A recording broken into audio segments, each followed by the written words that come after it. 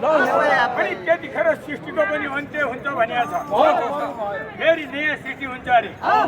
यसरी भगवानले अवतार लिँदै आउनुभयो। हे ऋषिराजहरू, यो भगवान आउनको कारण यस्तो छ भनेर सड्करमा सुन्देरले सम्पूर्ण ऋषिहरूलाई नारायण लागे बताउन, के त्यतिखेर लागे बताउन।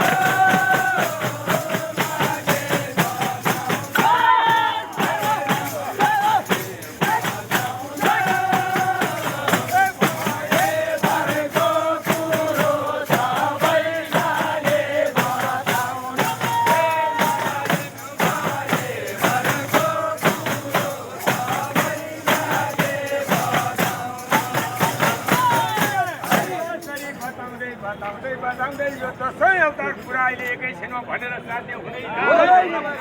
हजुरलाई स्वर्गमा के लीला बताउँछु भने यो भागवत अन्तर्गत है एउटा आत्मदेव नाम लिएका ब्राह्मण एउटा कुनै ठाउँमा बस्दा रहेछन्। उनको श्रीमतीको नाम चाहिँ धुन्दुली रहेछ। बडा हित मिलेका बाहुन बाहुनी गरेर जीवन निर्वाह गर्दै आए।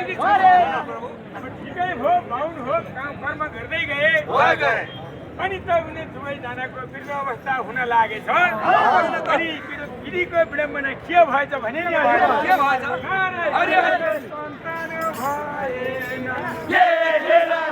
सन्तान भएन।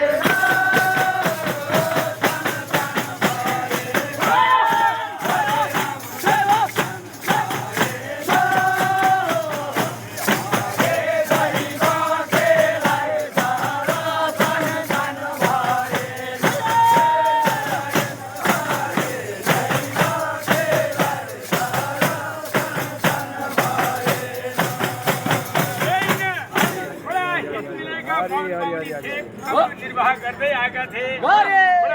धर्मात्मा पनि थिए। अनि त ढिक्क भए। अनि बाबुले भन्छन् हे नानी, अब हाम्रो वृद्ध अवस्था भइसक्यो।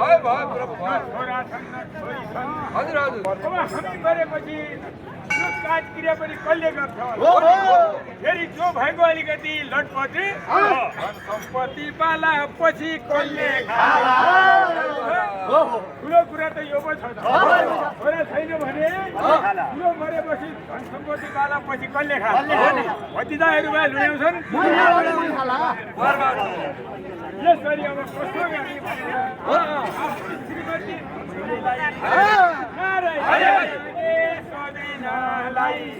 त्यतिखेर लागे